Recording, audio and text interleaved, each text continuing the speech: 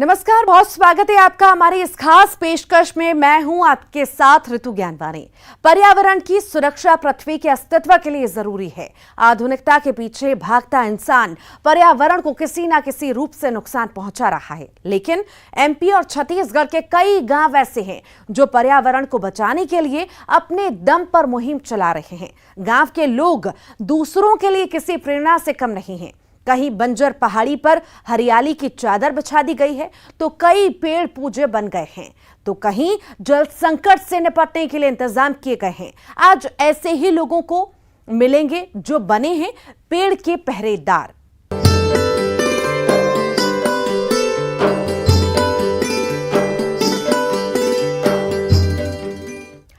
देश दुनिया में बदलते और बिगड़ते पर्यावरण ने हर किसी को चिंता में भले ही डाल रखा हो, लेकिन अगर हमें इसे बचाना है, इसे पहले के स्वरूप में लाना है, तो सिर्फ चिंता नहीं, प्रयास भी जरूरी है। और पर्यावरण बचाने की सीख अगर लेनी होगी तो देखना चाहिए डिंडौरी के पंडरिया डोंगरी गांव के ग्रामीणों के प्रयास को।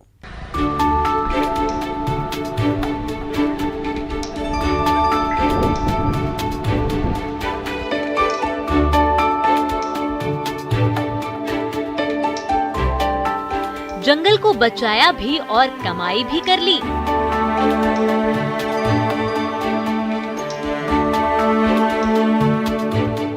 जी हाँ, लगातार कटते जंगलों ने शहरों को भले ही आबाद किया हो, लेकिन डिंडौरी के पंडरिया डोंगरी गांव की कहानी अलग है, क्योंकि यहाँ बीते 30 सालों से जंगल बचाने की मुहिम छिड़ी हुई है।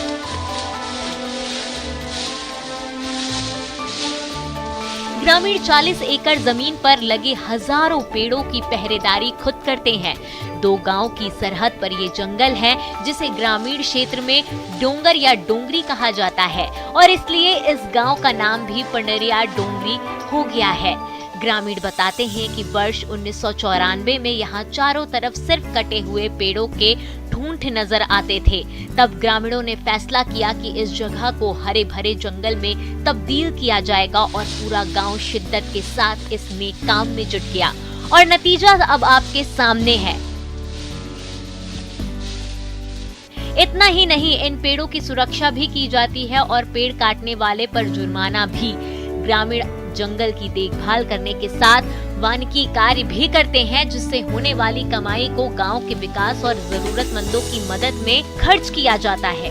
ग्रामीण बताते हैं कि जंगल के होने से बारिश भी अच्छी होती है और वातावरण भी शुद्ध रहता है।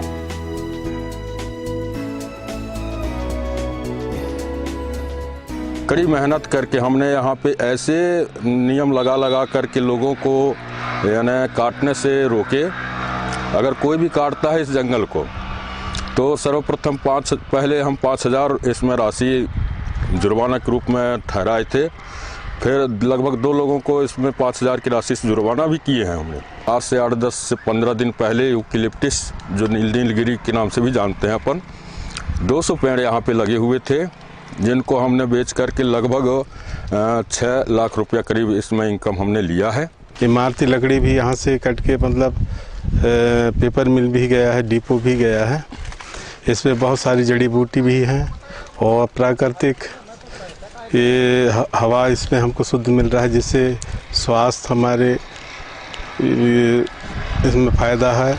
लगभग 20,000 लगे हैं इसमें। कैसे देखभाल करते हैं आप इस जंगल की? चारों तरफ खेत बाड़ी लगे हुए हैं, पूरे ग्राम के आवक जावक सब लगा रहता है, सबकी नजर ये जंगल में लगा रहता है।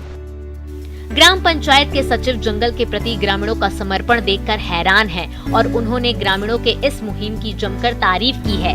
सचिव का कहना है कि इस गांव के लोगों से आसपास के गांव वालों को सबक लेना चाहिए। यहाँ पर आने से मतलब ये देखने को मिल रहा है मेरे को कि बहुत अच्छा सा ये यहाँ पौधे जो लगे हैं, उसको देख कर के मैं भी खुश हूँ, और यहाँ गांव वालों को देख रेख से भी खुश हूँ। यहाँ जो भी अभी मतलब कटाई चल रहा है, इससे आय के स्रोत से भी खुश हूँ। इसी प्रकार से इस जगह को अगर हमारे इस आस पड़ोस के हर ग्राम पंचायत अगर मतलब चाहे अपने बचाव के लिए, तो ज़्यादा अच्छा होता है। डिंडौरी में वन विभाग के अधिकारी बंद कमरों में मीटिंग कर जंगल बचाने की योजनाएं बनाते हैं और जंगलों की सुरक्षा के नाम पर करोड़ों का बजट खर्च कर देते हैं। ऐसे में उन जिम्मेदार अधिकारियों को पंडरिया डोंगरी ग्राम के ग्रामीणों से सीख लेना चाहिए कि बिना खर्च के सिर्फ अदद कोशिश से कैसे जंगल को बचाया जा सकता है। विजय तिवारी, डिंडौरी।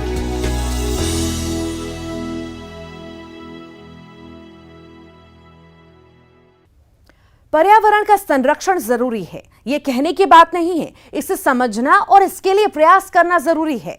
डिंडौरी में चांदपुर गांव के लोगों ने पृथ्वी सेना बनाई है, जिसने गांव को हरा भरा रखने का बीड़ा उठाया है।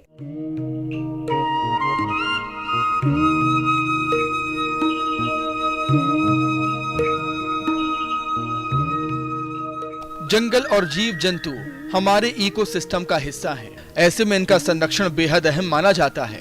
मनुष्य जीवन के लिए इनका होना बेहद जरूरी है।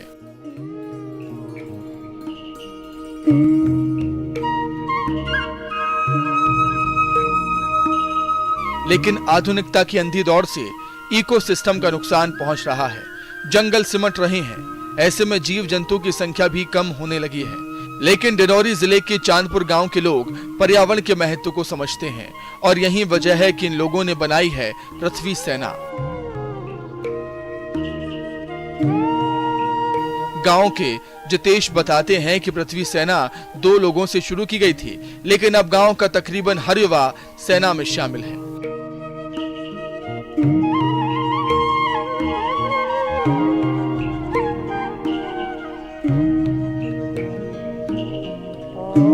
ये कॉन्सेप्ट लगभग 2 साल पहले जब मैं गांव में आया तो मैंने देखा कि जब मैं पहले गांव में था, मैंने काफ़ी साल बाद मैं गांव में आया, तो जब मैं पहले देखता था तो गांव की स्थिति काफ़ी अच्छी थी, पानी के मामले में, पेड़ पौधों के मामले में।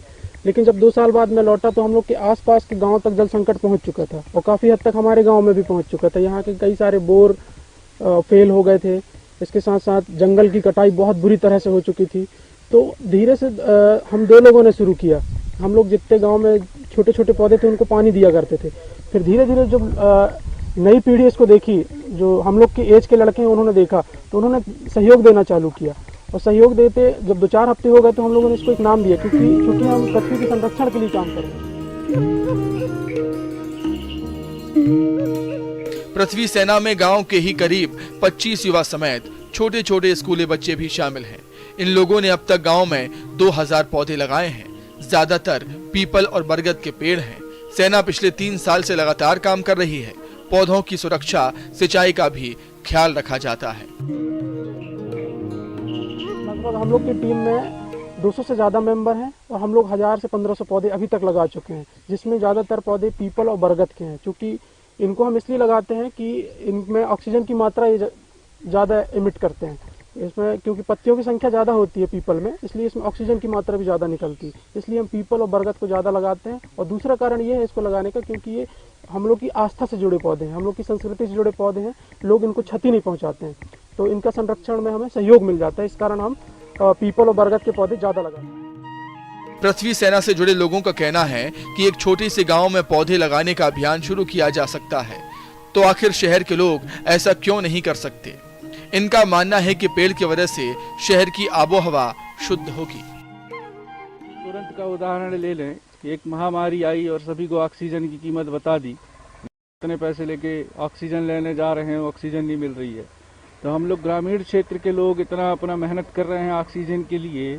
जब हम लोग यहाँ कम शिक्षा के दौरान इतना सब कुछ कर सकते हैं, तो शहर वाले लोगों को भी इस कार्यक्रम के द्वारा जो हम लोग के द्वारा चलाया जाता है, पृथ्वी सेना के द्वारा वृक्षारोपण का, सभी को यही संदेश देना चाहते हैं कि अपने लिए, अपने परिवार के लिए, अपने आने वाली पीढ़ियों के लिए ऐसी समस्या उत्पन्न ना हो कि ऑक्सीजन के लिए हमको भटकना पड़े। इसलिए ज़्यादा से ज़्यादा वृक्षारोपण करें। डिंडौरी के चांद गांव के लोग दूसरों के लिए किसी प्रेरणा से कम नहीं। जरूरत इस बात की है कि लोग इसे समझें और ज्यादा से ज्यादा वृक्षारोपण करें, ताकि हमारा पर्यावरण सुरक्षित रहे। विजय तिवारी, न्यूज़ 18, डिंडौरी। मन में अगर कुछ करने का ठान लिया जाए तो सफलता जरूर हासिल होती है। ऐसा ही करके दिखाया है सागर के प्रेमी गांव के लोगों ने। गांव के लोगों ने बंजर पहाड़ी को हरा भरा कर दिया है। सागर के देवरी ब्लॉक के माने गांव और गुंडियारी गांव में तकरीबन 1030 एकड़ में वीरान पहाड़ी है।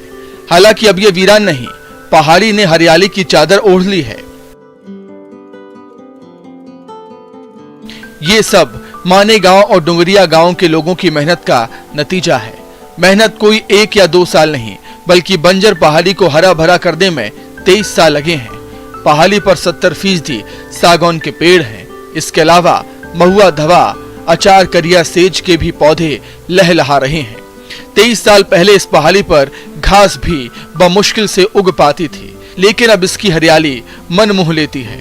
1998 में पायलट प्रोजेक्ट के तहत पहाड़ी को हरा भरा करने की शुरुआत की गई। 2 लाख पौधे लगाए गए। प्राथमिक क्षेत्र वानिकी समिति देवरी को देखभाल का जिम्मा मिला। समिति के सचिव रजनीश मिश्रा की देखरेख में पहाड़ी पर हरियाली लौटने लगी। नए पौधों के साथ ही पुराने और जंगली पौधे की भी सुरक्षा की गई।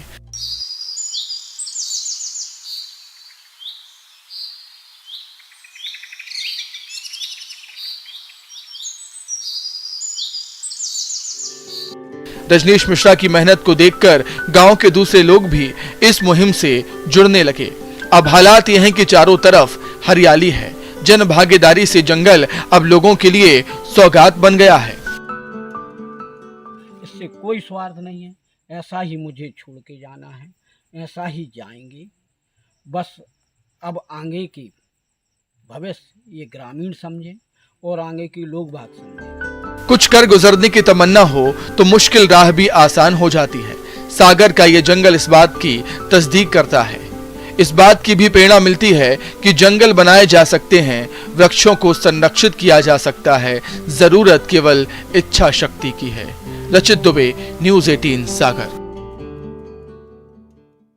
यहां रुक रहे हैं एक छोटे से ब्रेक के लिए।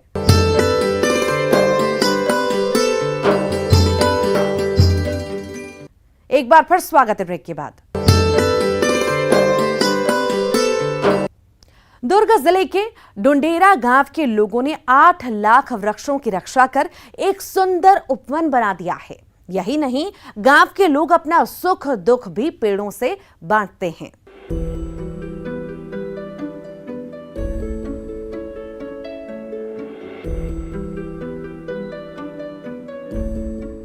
करीब 2000 एकड़ में फैले 8.5 लाख से अधिक पेड़ों को बचाने में इन ग्रामीणों ने अपने 20 साल लगा दिए। भिलाई स्टील प्लांट ने मरोदा डैम से लगे डुंडेरा में करीब 30 साल पहले 18 करोड़ की लागत से करीब 2000 एकड़ जमीन पर 10 लाख पौधे लगाए, पर पेड़ों की सुरक्षा नहीं की गई। पौधे बड़े हुए तो लकड़ी तस्करों की नजर में बेशकीमती सागौन पर पड़ गई। रातों रात पेड़ कटने लगे, लेकिन गांव के युवा रामशंकर यादव ने इसके खिलाफ मुहिम छेड़ी और एक आंदोलन छेड़ा पेड़ बचाने का। अब उनकी मुहिम रंग दिखाने लगी है। लोग भी जुड़ गए हैं और जंगल हरा भरा हो गया है।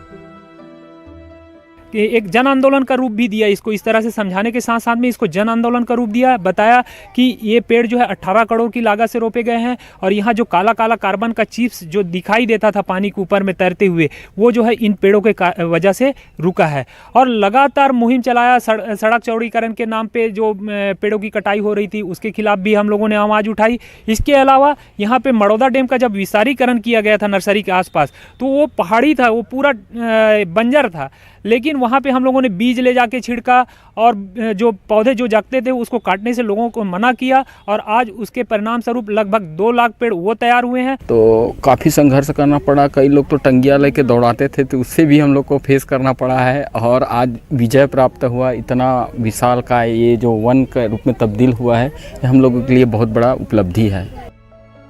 आसपास के लोग पर्यावरण की सुरक्षा के लिए पेड़ की सुरक्षा करते हैं। आलम यह है कि बर्थडे मनाने के लिए लोग वृक्षारोपण करते हैं। साथ ही रक्षाबंधन पर महिलाएं पेड़ों पर राखियां बांधती हैं।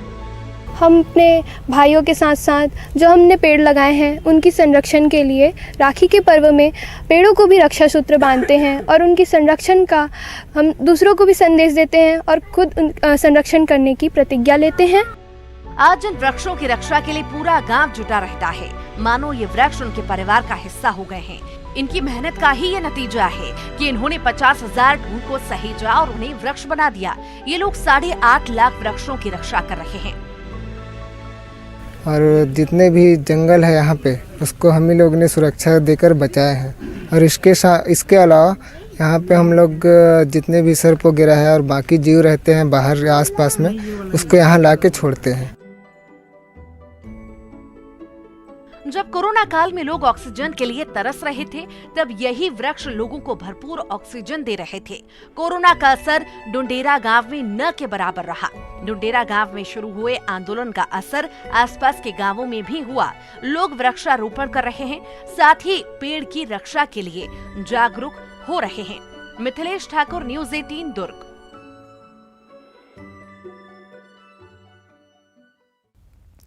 पर्यावरण की सुरक्षा के लिए हर जीव, जंतु और वनस्पतियों को सहेजने की जरूरत है। बैतूल का एक गांव ऐसा है जो पर्यावरण की सुरक्षा के लिए मॉडल बन गया है। सोलर विलेज के नाम से मशहूर इन गांवों में जल संरक्षण और सौर ऊर्जा के लिए बेहतरीन काम किया गया है। ये गांव बेहद खास है। आदिवासी बहुलता वाले गांव बाचा को लोग जानते हैं। देश में आदर्श गांव के रूप में इसकी पहचान है। साफ सुथरे घर, खेतों में लहलहाती फसल और हर घर में सौर ऊर्जा का उपयोग गांव को दूसरे गांव से अलग करता है। गांव का कायाकल्प पिछले 10 सालों में हुआ है। इससे पहले इस गांव में भीषण जल संकट था। बिजली न होने की वजह से लोग अंधकार में जीवन गुजारने को मजबूर थे। बैतूल की विद्या भारती शिक्षा समिति ने गांव के लोगों को जल संरक्षण, सौर ऊर्जा और स्वच्छता का महत्व समझाया। ग्रामीणों ने इसे आत्मसात भी किया। अब गांव की तस्वीर बदल गई है। पहले के ज़माने में दूर दूर से पानियाँ लेके आ रहे थे, मतलब पहले पुरखे लोग, और उसके बाद में पानी की समस्या यहाँ पर कम से कम 1-2 किलोमीटर से लेके आ रहे थे। उसके बाद में हमारे गांव में सोख्ता पिट के गड्ढे बनवाए गए और मकान का, जैसे बारिश का पानी मकान से ऊपर जो आता है वो सीधे अपने सोख्ते पिट के गड्ढे में भिजवाते हैं। और एक छोटे से गांव ने और दुनिया को ये संदेश दिया है कि हम अपने गांव का जल प्रबंधन कैसे कर सकते हैं, और उसके लिए हमको और सामूहिक रूप से श्रमदान करने की आवश्यकता है। अपने गांव की भौगोलिक स्थिति और मिट्टी की स्थिति के अनुसार उसका जल प्रबंधन करने की आवश्यकता है। ये बाचा गाँव के लोगों ने करके दुनिया को दिखाया है। बाचा में जल क्रांति की शुरुआत हुई घरों से निकलने वाले पानी को सहेजने के साथ। गांव के 74 घरों में कुल 14 हैंडपंप हैं। गांव वालों ने हर हैंडपंप के सामने सोख्ता गड्ढे बनाकर अतिरिक्त बहते पानी को वापस जमीन में पहुंचाया। वहीं घरों से निकलने वाले पानी को भूमिगत नालियों के जरिए सभी घरों में बनी बाड़ियों या फिर बगीचे से जोड़ दिया गया। बाड़ियों से साल भर बिना सिंचाई किए सब्जियां, फूल मिलता है, जबकि 100% सौर ऊर्जा के इस्तेमाल से अब रात के समय भी गांव में उजाला रहता है। सोलर कुकर की वजह से पेड़ कटने बंद हो गए हैं और लकड़ी का इस्तेमाल बतौर ईंधन बंद हो गया है। पहले सर इसमें जो हैंडपंप का पानी व्यर्थ बहता था और जो बर्तन मांजते थे वो पानी वेस्ट होता था, और जो नहाने के बाद वो पानी भी वेस्ट जाता था, जिसमें आज हमने ये व्यवस्था की कि इसमें जो हैंडपंप जो लगा है इसमें हमने पाइप द्वारा इधर जो सब्जी लगाने के लिए हमने व्यवस्था की है, जिसमें वो जो पानी अंडरग्राउंड जो पाइप से आता है उसमें से पूरा पानी अपने को ये सब्जी में। ये बताइए कि ये आपके यहाँ जो सौर ऊर्जा का प्लांट लगा है इससे आपको क्या फ़ायदा हो रहा है? इसमें लकड़ी नहीं लाना पड़ता और ये चूल्हे में आग नहीं परचना पड़ता, धुआं नहीं होता है घर पे, और खाना अच्छे से बन जाता है। और बिजली, लाइट भी जल जाता है। अब कभी अंधेरा रहता है घर में? नहीं रहता है। गांव के जल संकट पूरी तरह दूर हो गया है। गांव के लोगों ने मवेशियों के लिए भी पानी की अलग व्यवस्था की है। यही नहीं, खेतों की सिंचाई के लिए छोटी नदियों और नालों पर हर साल बोरी बंधान बनाकर पानी रोका जाता है। गांव के लोग प्लास्टिक या कचरा गांव के जल स्रोतों तक जाने नहीं देते। इससे पानी की स्वच्छता बनी हुई है। सर्वप्रथम तो हम लोग गांव को स्वच्छ रखे हैं। अभी गांव वालों के साथ में मिलकर स्वच्छता का अभियान समय समय पर चलाते रहते हैं, और हम लोग स्वच्छता के साथ साथ हम लोग ये भी ध्यान रखते हैं कि हमारे जो जल स्रोत है, नदी हो गए या फिर गांव के छोटे नाले, ये प्रदूषित ना हो, इसके लिए हम लोग उसकी रोकथाम गांव में ही कर लेते हैं। गांव की इस खासियत की वजह से दुनिया के 8 देशों से छात्र और मैनेजमेंट के दिग्गज मॉडल का अध्ययन कर चुके हैं। ऐसे में जरूरत इस बात की है कि दूसरे गांव भी बाचा से प्रेरणा लें और गांव को विकास के पथ पर आगे ले जाएं। ऋषु कुमार नायडू, न्यूज़ 18 बैतूल। और इसी के साथ ही फिलहाल के लिए इस पेशकश में इतना ही। खबरों का सिलसिला लगातार जारी रहेगा।